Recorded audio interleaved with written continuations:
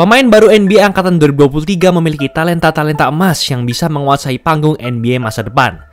Hal tersebut terlihat jelas dari performa dua rookie ternama musim ini, yaitu Victor Wembanyama dan Chet Holmgren.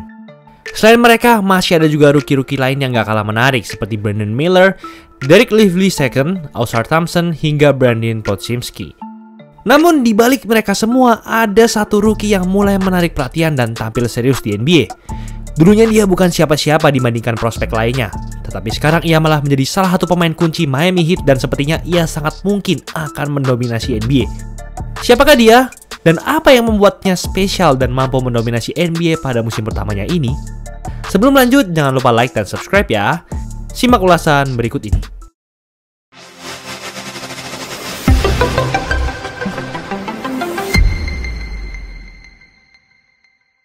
Jaime Jaquez Jr. lahir pada 18 Februari 2001 di Irvine, California, Amerika Serikat. Ayahnya, Jaime Jaquez Jr. merupakan orang Meksiko, sedangkan ibunya, Angela Jaquez, merupakan orang Norwegia. Keluarga Jaquez dipenuhi dengan atlet bola basket. Kedua orang tuanya, kakek, serta saudarinya merupakan pemain basket di jenjang perkuliahan. Jaquez awalnya lebih suka bermain baseball dan sepak bola. Ia berposisi sebagai pitcher dalam tim baseball SMA-nya, Camarillo High School. Namun, ia akhirnya berfokus pada bola basket mengikuti jejak keluarganya. Di tahun terakhirnya, Jaquez menjalani masa terbaik di SMA dengan rataan 31,7 points, 11,7 rebounds, 3,7 assist, dan 2,1 steals per game. Wow! Ia berhasil membawa timnya memenangi gelar Coastal Canyon League pertama dalam sejarah sekolahnya. Tak hanya itu, nama Jaquez juga masuk dalam First Team All-CIF Southern Section. Meski memiliki catatan yang bagus sejak SMA, energi dan motivasi Jaquez untuk bola basket masih belum sepenuhnya ada. Ia sering tidak berkeinginan untuk menceritakan pengalamannya kepada orang tuanya. Kemudian, Jaquez memutuskan untuk melanjutkan perjalanannya di University of California, Los Angeles, atau yang sering disebut sebagai UCLA, kampus top basket Amerika. Sebelum bersama mereka, Jaquez menyempatkan waktu untuk bermain bersama timnas Meksiko di Pan American Games pada 2019. Meskipun lahir di Amerika Serikat, Jaquez tetap membela timnas Meksiko karena ayahnya merupakan keturunan Meksiko. Sayangnya, di sana Jaquez gagal meraih medali. Tapi sebenarnya, dalam skala nasional, Jaquez juga kalah jauh dengan prospek lainnya. Menurut laman ESPN, ia hanya di peringkat 95 pebasket SMA terbaik se-Amerika. Namun untungnya, Jaquez berhasil menarik perhatian pelatih UCLA, Mick Cronin, dalam pertandingan Invitational dengan mencetak 17 points dan 12 rebounds. Sehingga ia akhirnya dimasukkan dalam starting lineup atau pemain inti sejak tahun pertama. Ini merupakan pencapaian yang bagus bagi Jaquez. Ia dapat menjadi pemain inti di salah satu kampus divisi 1 NCAA ternama, meskipun peringkat rekrutannya tidak terlalu tinggi. Di musim pertamanya, Jaquez punya rataan 8,9 points, 4,8 rebounds, dan 1,4 steals. Di musim kedua, Jaquez berhasil membawa UCLA sebagai tim kuda hitam hingga menuju ke babak Final Four. Namun, Jaquez dan UCLA harus mengakui kekalahan tipis dari Gonzaga dengan skor akhir 93-90. Di sisi lain, ia masuk dalam second team All Pac-12 dan Pac-12 All Defensive Team. Musim berikutnya, Jaquez harus menghadapi cobaan baru. Ia mengalami cedera ankle. Hal tersebut membuatnya harus menggunakan penyangga yang membatasi performa Jaquez sepanjang musim. Efek dari cedera ini terlihat dengan jelas. Rataan menit bermainnya menurun, dan yang terparah, persentase tembakan 3 angkanya sangat menurun dari yang dulunya tajam di angka 39,4% menjadi hanya 27,6%, sangat-sangat buruk. Dalam pertandingan babak 16 besar melawan North Carolina University, Jaquez hanya mencetak 10 poin, padahal ia bermain 38 menit. Di paruh kedua, ia hanya mampu mencetak 1 dari 11 tembakannya, dengan 9 tembakan terakhirnya meleset. Setelah menjalani akhir musim yang berat, Jaquez memutuskan untuk tetap bersama UCLA untuk tahun terakhirnya dan menolak untuk masuk ke dalam NBA Draft 2022. Ia masih ingin membuktikan ke semua orang yang meremehkannya karena cederanya itu. Dan benar saja, pada musim terakhirnya, ia pun meledak.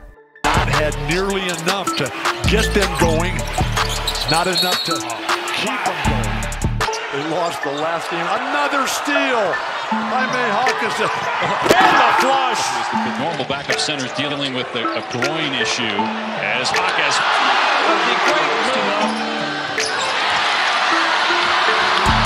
Bruins on the run out. And he's got a boot on his foot, which is an awful sign for UCLA. As a turnover and a great play. Jaquez juga memiliki kreativitas yang tinggi dalam mencetak poin, baik melalui dunk, layup maupun post play. Tak hanya itu, ia juga terlihat semakin hebat dalam defense. Hakes mencatatkan rataan tertinggi sepanjang waktu di UCLA pada tahun terakhirnya dengan 17,8 points, 8,2 rebounds, 2,4 assist, dan 1,5 steals per game. Rataan poin dan reboundnya cukup meningkat dibanding tahun sebelumnya yang hanya 13,9 points dan 5,7 rebounds per game.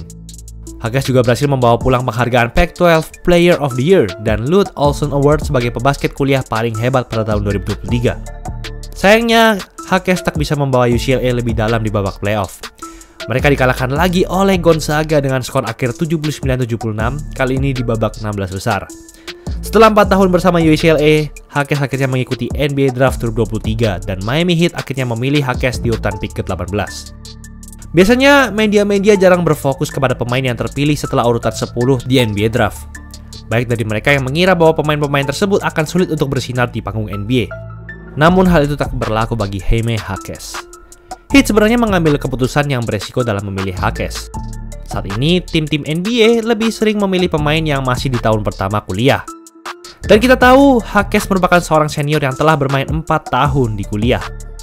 Memilihnya di putaran pertama tentu merupakan suatu langkah yang berani. Namun, ini juga bisa menjadi keuntungan bagi Heat. 4 tahun pengalaman di UCLA membuat Hakes menjadi lebih mantap untuk terjun di tingkat profesional seperti NBA. Ditambah lagi, Heat termasuk sebagai salah satu tim yang telah matang untuk merebut gelar juara.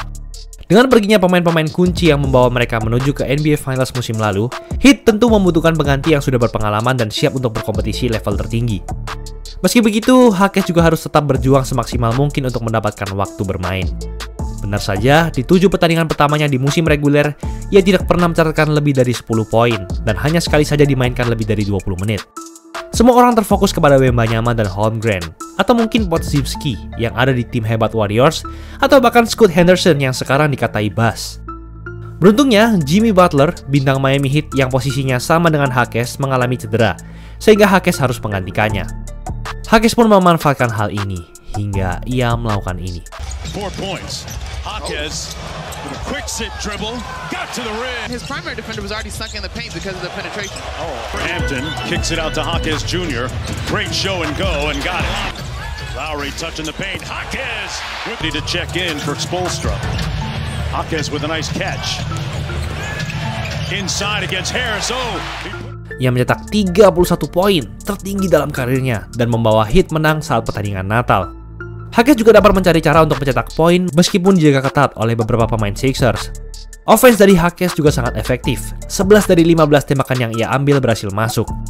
Hakes juga punya footwork yang lincah. Ia berhasil melewati Kelly Oubre Jr. dengan mudah untuk melakukan layup. Hakes juga dapat menerima sinyal dengan baik dari temannya dengan melakukan ini. Think that momentum from Friday carried over? Tell you what, sure looks like it. Hakes with a nice cut. And a great feed from Adebayo. Starting on the scouting report for a little bit of stretch of time here. Lowry touching the paint. Hakes. Selain berhasil mencetak poin tertinggi, Hakes juga mencatatkan double-double dengan 10 rebounds dilengkapi dengan 2 steals. Rata menit bermainnya juga meningkat. Dari bulan Oktober hanya 17 menit per game, sekarang menjadi 33,6 menit per game di bulan Desember kemarin. Hingga saat ini, permainan Hakes terlihat sangat efektif. Ia sering bermain sebagai off-ball player. Sebagai seorang pemain baru, tentu Hakes akan jarang memegang bola di tangannya, sehingga ia akan terus mencari momen yang pas untuk mencetak angka. Hakes tidak hanya berdiri diam saja, tetapi dia akan mencari ruang kosong untuk mencetak skor dengan mudah. Kreativitas dan gaya bermain eksplosif Hakes juga dapat ia gunakan dengan baik untuk Heat. Hakes juga dapat memahami kondisi di lapangan dengan cepat. Ketika ia terperangkap, Hakes akan segera memberikan bola kepada rekannya yang kosong. Selain itu, Hakes juga berani dalam mengeksekusi operan yang sulit. Performa Hakes bisa dibilang luar biasa sebagai rookie. Hakes kini telah mendapatkan kepercayaan baik dari Coach Spo maupun rekan-rekan timnya. Per 1 Januari 2024, Hakes mencatatkan rataan 13,7 points, 3,9 rebounds, dan 2,6 assist dengan akurasi tembakan sebesar 50,6% pada musim ini. Sangat-sangat efisien. Ia pun menduduki urutan ketiga gelar Rookie of the Year atau pemain baru terbaik menurut NBA setelah Chet Holmgren dan Victor Wembanyama. Hakes memiliki masa depan yang cerah bersama Miami Heat. Dengan pengalaman serta cara bermainnya, ia dapat berkembang menjadi seorang bintang serta bermain di NBA untuk waktu yang cukup lama. Seperti Warriors yang memiliki Jordan Poole pada juaranya 2022, mungkinkah Hakes akan menjadi faktor X bagi Miami Heat untuk membantu Butler dan Adebayo untuk menjadi juara NBA musim ini? Itulah ulasan mengenai episode kali ini. Tahun baru isi Sportsbet lagi promo 100.000 doang per setel. Kualitas dijamin terbaik, full print, jahitan rapi, 100% polyester, nyaman pol. Dari ukuran bayi sampai jumbo ada semua, gak usah takut kekecilan atau kebesaran. Kalau ada yang cacat langsung kami ganti 100%, kepuasan pelanggan nomor 1. Custom jersey olahraga apapun cuma mulai dari 100.000 per setel di Easy Sportswear aja.